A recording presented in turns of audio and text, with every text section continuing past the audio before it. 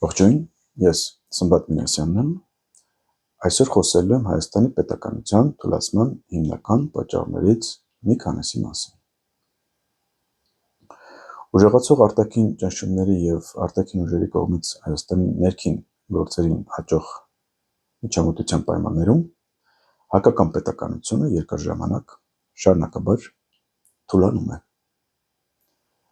Այս գործընթացը նոր երևույթ չէ, այն սկսվել է Հայաստանի անկախությունից հետո, սակայն հատկապես խորացավ 1999 թվականի հոկտեմբերի 27-ից հետո,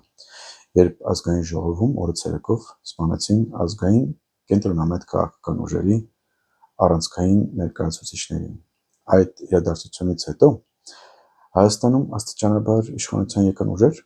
որոնց համար մի կողմից արտաքին ճնշումներին տեղի տալը և հարմարվելը, իսկ մյուս կողմից սեփական շահերը առաջ մղելը հաճախ ավելի առաջնային դարձան, ավելի առաջնային, քան Հայաստանի պետական և ազգային շահերը։ 2018 թվականի հեղափոխությունից կամ իշխանափոխությունից հետո շատերը սպասում էին համակարգային փոփոխությունների, սակայն իրականությունը ցույց տվեց, որ ոչ միայն հիմնարար դրական շրջադարձ տեղի չունեցավ, այլև 2020 թվականի պատերազմից հետո Հայաստանի արտաքին և ներքին քաղաքականությունը առավել ակնհայտ սկսեց հարմարվել արտաքին ճնշումներին։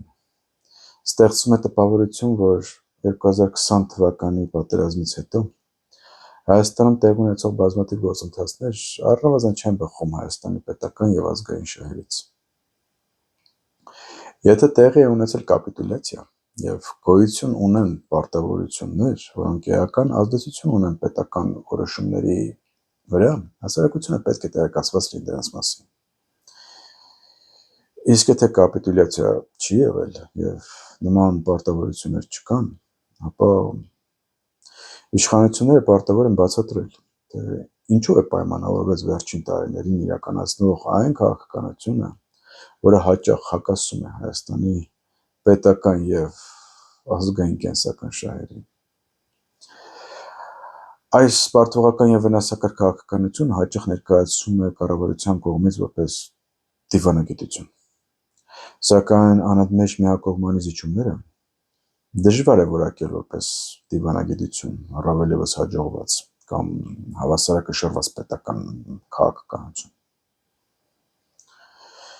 2026 թվականի հունիսի ընտրությունները ևս մեկ անգամ ցույց տվեցին, որ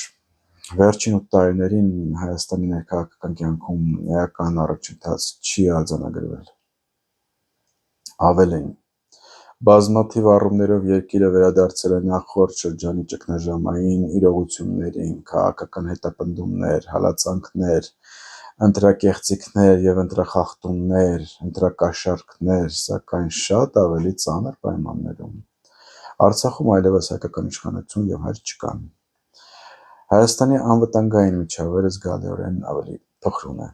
իսկ տարածաշրջանային ճնշումները ավելի մեծ։ Այս պայմաններում հատկապես կարևոր է անդրադառնալ պետական կառավարման արդյունավետության խնդրին։ Հայաստանի թուլացման կարևոր պատճառներից մեկը պետական կառավարման ոչ բավարար արդյունավետությունն է։ Պետք է հասկանալ մի կարևոր իրողություն. Հայաստանը չի կարող իրեն թույլ տալ նույնիսկ միջին արդյունավետությամբ կառավարել երկիրը։ Նույնիսկ եթե տարածաշրջանի մյուս դերակատարների արդյունավետությունը ցածր մակարդակի վրա է, Հայաստանը չի կարող մրցունակ մնալ, եթե գործում է նույն կամ ավելի ցածր արդյունավետությամբ։ Պատճառը պարզ է. Հայաստանը տարածքով, բնակչությամբ, տնտեսական ռեսուրսներով և ռազմավարական խորությամբ էապես զիջում է գրեթե իր բոլոր կամ բոլոր հարևաններին։ Այդ պայմաններում նույնիսկ համադրելի արդյունավետությունը բավարար չէ։ Հայաստանի համար կենսական անհրաժեշտություն է ունենալ միջինից բարձր, իսկ հնարավորության դեպքում առավելագույնին մոտ պետական կառավարման արդյունավետություն, որպեսզի կարողանա հավասարակշռել իր օբյեկտիվ սահմանափակումները և արդյունավետ դիմագրավել արտաքին և ներքին մարտահրավերներին։ Այլ կերպ ասած, այն, ինչ մեծ պետությունների համար կարող է լինել պարզապես կառավարման խնդիր, Հայաստանի համար կարող է վերածվել պետական անվտանգության եւ նույնիսկ պետականության գոյության խնդրի։ Սակայն պետականության թուլացման պատճառը միայն արտաքին ճնշումը կամ կառավարման անարդյունավետությունը չէ։ Խնդիրը նաև ավելի խորքային ներքին բնույթ ունի։ Հայկական հասարակության մեջ գոյություն ունի մի կարևոր շերտ, որի մասին քիչ է խոսվում։ Խոսքը ազգային կենտրոնամետ հայրենասեր հայերի մասին է։ Սրանք մարդիկ են, որոնք անկախ իրենց քաղաքական նախասիրություններից, սոցիալական դիրքից կամ բնակության վայրից կարևոր են համարում Հայաստանի պետական եւ ազգային շահերը։ Նրանք պարտադիր չի, որ լինեն կուսակցական գործիչներ կամ հանրային դեմքեր, սակայն հենց այս մարդիկ են հաճախ հանդիսանում պետականության ազգի պահպանման իրական հենասյուներից մեկը։ Ցավոք, այս մարդկանց թվաքանակը տարիների ընթացքում աստիճանաբար նվազում է։ Սակայն այդ շերտը դեռ գոյություն ունի թե Հայաստանում, թե Հայաստանից դուրս։ Հենց այս միջավայրից են սովորաբար ձևավորվում այն անհատները կամ խմբերը, որոնք ունակ են առաջնային տեղում դնել ոչ թե անձնական, կուսակցական կամ արտաքին շահեր, այլ պետական անվտանգությունը, ինքնիշխանությունը եւ ազգային դիմադրողականությունը։ Կարծում եմ, արտաքին ազդեցիկ ուժերի քաղաքականությունը հաճախ ուղղակի կամ անուղղակի ուղղված է հենց այս հայերի խմբերին թուլացնելու։ Ինչու այսպես, քանի որ ցանկացած իրական ազգային կենտրոնամետ քաղաքական ուժ, որը գործում է ինքնուրույն եւ առաջնորդվում է բացառապես հայկական շահերով, բնականորեն սահմանափակում է արտաքին վերահսկողության հնարավորությունները։ Հայաստանում թուլացնում են ոչ միայն առանձին քաղաքական ուժերին, այլ նաեւ հասարակական միջավայրը, որտեղ նման ազգային կենտրոնամետ ուժերը կարող են ձևավորվել։ Ազգային պետական մտածողության թուլացումը տեսանել է նաև երկրի տարածքային զարգացման քաղաքականության մեջ։ Այսօր Հայաստանի տնտեսական, վարչական եւ քաղաքական կյանքը չափազանց կենտրոնացած է հիմնականում Երևանում եւ մի քանի խոշոր բնակավայրերում։ Միևնույն ժամանակ բազմաթիվ հայկական բնակավայրեր տարիների ընթացքում դատարկվել կամ կիսամայացել են։ Սա պարզապես սոցիալ-տնտեսական խնդիր չէ, սա ազգային անվտանգության եւ պետականության ռազմավարական խնդիր է։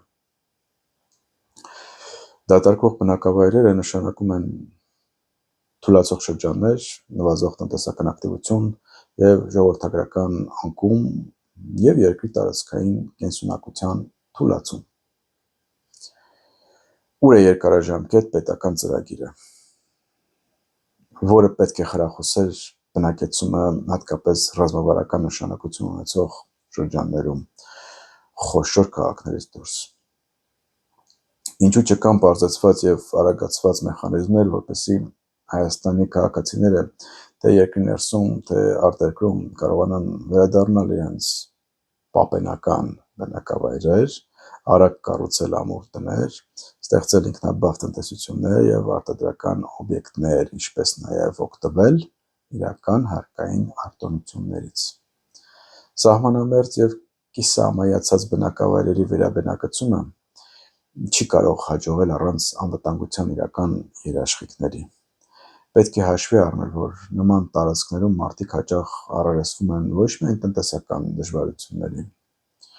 այլ նաև ֆիզիկական անվտանգության խնդիրների, ներառյալ վայրի կենդանիներից բխող վտանգները։ Վերջերս կրկին խոսվում է գորշ գայլերի եւ բորենիների ի հայտ գալու իրական սպառնալիքների մասին։ Եթե պետությունը ցանկանում է խրախուսել մարդկանց վերաբնակեցումը նման շրջաններում, ապա պարտավոր է նրանց տրամադրել իրական անվտանգության երաշխիքներ։ Օրենքով պետք է նախատեսվեն հստակ եւ վերահսկելի մեխանիզմներ, որոնց միջոցով նման համայնքներում բնակվող օրինապահ քաղաքացիները անհրաժեշտության դեպքում կարողանան օրինական հիմքերով ապահովել իրենց ընտանիքի եւ սեփականության պաշտպանությունը։ Միաժամանակ պետությունը պետք է զարգացնի տեղական անվտանգության համակարգերը, արագ արձագանքման ծառայությունները, համայնքային պաշտպանության մեխանիզմները։ Ուժեղ պետություն կառուցվում է ոչ միայն մայրաքաղաքում, այլ ամբողջ երկրի տարածքում։ Հայաստանի բնակավայրերի հրաթափությունը ոչ միայն ժողովրդագրական վտանգ է, այլ նաև պետականության կենսունակության ուղղակի սպառնալիք։ Սխալ է մտածել, թե երկրում ընթացող քաղաքական գործընթացների վրա հնարավոր է ազդել միայն ընտրությունների ժամանակ։ Հայաստանի նման երկրում, որտեղ առկա են ուժեղ արտաքին ճնշումներ, ազգային ուժերը պետք է լինեն կազմակերպված, գոհ եւ ակտիվ մշտապես։ Ազգային ուժերի միավորումը պետք է դառնա առաջնահերթ խնդիր։ Անկախությունը երբեք չի եղել ինքնաբերաբար երաշխավորված արժեք։ Հատկապես Հայաստանի ներկայիս պայմաններում այն պահանջում է ուժեղ պետական մտածողություն, պատասխանատու ղեկավարություն եւ ազգային շահերի հետևողական պաշտպանություն, քանի դեռ գոյություն ունի ազգային գիտակցություն, պետական մտածողություն եւ պայքարելու կամք, Հայաստանը դեռ ունի վերականգնվելու հնարավորություն։ Շնորհակալություն ուշադրության համար։ Մինչ նոր հանդիպում։